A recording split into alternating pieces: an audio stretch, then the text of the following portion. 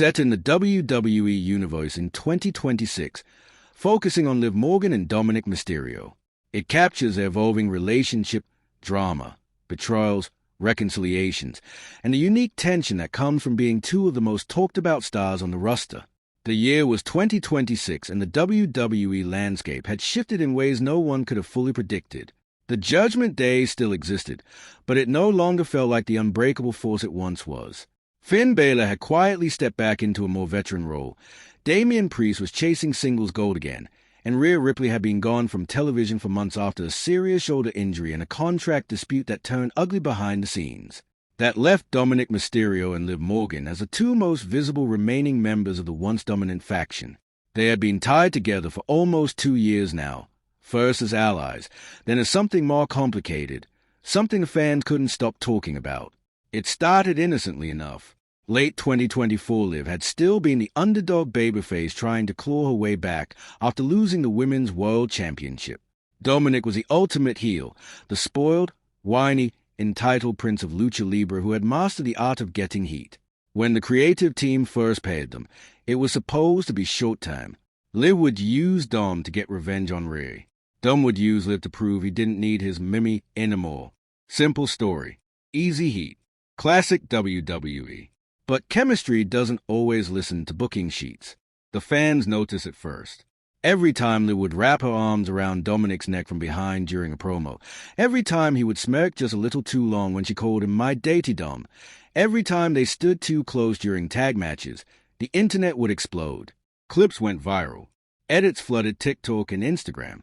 The hashtag #LivDom became inescapable. By mid-2025, the storyline had evolved from partners with benefits to something that felt dangerously real. They started traveling together more often. Hotel room doors stayed open longer. Late-night gym sessions turned into late-night conversations. Liv would tease him about his hair, about the way he still flinched when someone said Rey Mysterio too loud. Dominik would fire back about her obsession with Pink, and how she still watched old clips of herself from 2019 when she thought no one was looking. They fought like real couples, too. Liv hated when Dom took too many risks in matches. Dom hated when Liv went off-script during promos and made him look weak in front of the crowd. They would scream at each other in the hallway after shows, only to be seen laughing and sharing food and catering 30 minutes later. The fans ate it up. The dirt sheets couldn't decide whether it was real or the greatest work in years. Then came WrestleMania 42 in 2026. The plan had been simple. Liv would finally turn on Dominik during a mixed tag match. She would cost him the win against Braun Breaker and a new rising star named Zara Vane. The visual was supposed to be iconic, Liv standing over a fallen Dominik, pink hair glowing under the lights, while the crowd exploded in shock and delight. But when the moment came, Liv hesitated. She stood there, steel chair in hand, looking down at Dominik, who was selling the hell out of a Braun Breaker spear. The music hit. The crowd was deafening, and Liv just froze. 4 full seconds, which feels like forever on live television. She didn't move. Then she dropped the chair, slid out of the ring, and walked up the ramp backward, staring at Dominik the entire time. No betrayal, no turn, just confusion written across her face. Backstage was chaos. Triple H pulled both of them into a meeting at 1:17 a.m. Writers were yelling. Agents were confused. Dominik sat silently, hoodie up, arms crossed. Liv kept wiping her eyes and saying, I don't know, I just couldn't do it. The next night on Raw, they had no match booked. They were supposed to be kept apart to sell the angle. Instead, they both showed up to the ring unannounced. Liv grabbed a microphone first. I was supposed to end you last night, she said, voice shaking. I was supposed to prove I didn't need you, that I was better off alone.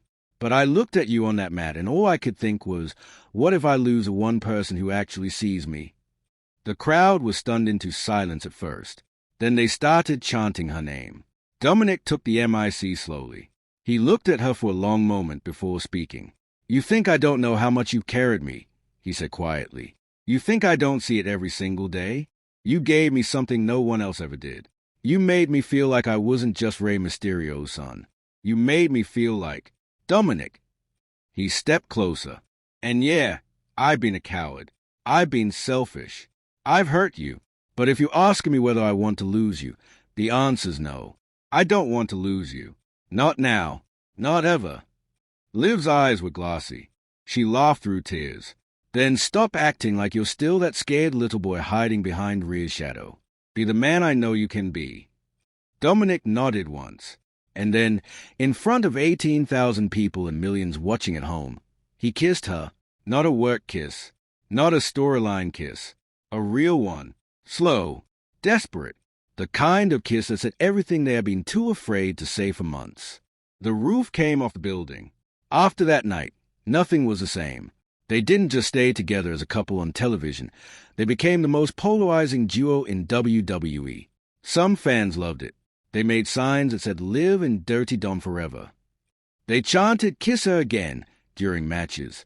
They bought T-shirts with both their faces on them back to back. Others hated it. They called Dominik a traitor to his family legacy. They said Liv had sold out her underdog status for a cheap romance angle. They booed them every time they came out together. And yet, the ratings kept climbing. Behind the scenes, things were more complicated than the fans realized. Liv was dealing with real anxiety about her spot on the card. She had been a champion before, but 2026 felt different. The women's division had exploded. Julia, Stephanie Vaquer, Roxanne Perez, and a returning Becky Lynch were all fighting for the same spots.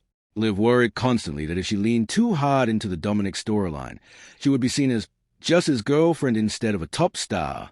Dominik, meanwhile, was still haunted by his last name. Every time he lost a big match, the internet reminded him that Ray's son would never be as good as his father. He started drinking more after shows. Not blackout levels, but enough that Liv noticed. They fought real fights more often now. One night in Chicago, after Dominik tapped out to Bron Breakker in a #1 contenders match, Liv waited for him in the locker room. "You didn't even try tonight," she said. Dominik threw his bag against the wall. "I'm tired, Liv. I'm tired of losing. I'm tired of people saying I only get opportunities because of you. I'm tired of being the punchline." Liv stepped closer. "Then stop giving them reasons to say it. Stop half-assing matches.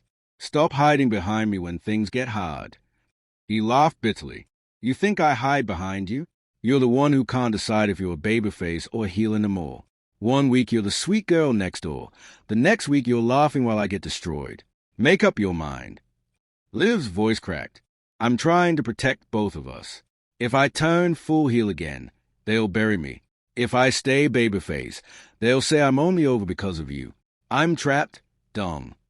He looked at her for a long time. "Then let's stop playing their game." That sentence changed everything. 2 weeks later, they did something no one expected. During a segment on SmackDown, Dominik and Liv came to the ring together. No music, no entrance, just walking through the crowd. They both grabbed microphones and stood in the center. "We're done," Dominik said. The crowd gasped. "We're done being your puppets," Liv continued. "We're done letting creative decide who we are. We're done pretending we don't hate half the things they make us do." Dominik looked straight into the camera. "So here's the deal. You want us? You want the real version? Then you're gonna get it. No more fake smiles. No more forced betrayals. No more playing nice. You want heat? You want drama? You want a love story that actually feels real? Then strap in." Liv smiled, not sweetly, but dangerously, because from now on, we're not here to make friends. We're here to burn the whole thing down. The crowd erupted, half cheering, half booing. It didn't matter. The moment was electric. Over the next few months, Liv and Dominik became something entirely new, anti-establishment anti-heroes. They interfered in matches they weren't booked in. They cut promos that blurred the line between kayfabe and reality. They targeted both heels and babyfaces. They refused to follow the script completely. They started winning, not clean, not dirty, just differently. They stole victories. They used weapons. They taunted referees. They broke every unwritten rule they could find. And through it all, they stayed together. There were still moments of tenderness. Late-night drives after house shows. Liv falling asleep on Dominik's shoulder on airplanes. Dominik carrying her bags when her knees were acting up again. Quiet apologies after blowout arguments. Inside jokes that no one else understood. They fought. They made up. They hurt each other. They healed each other.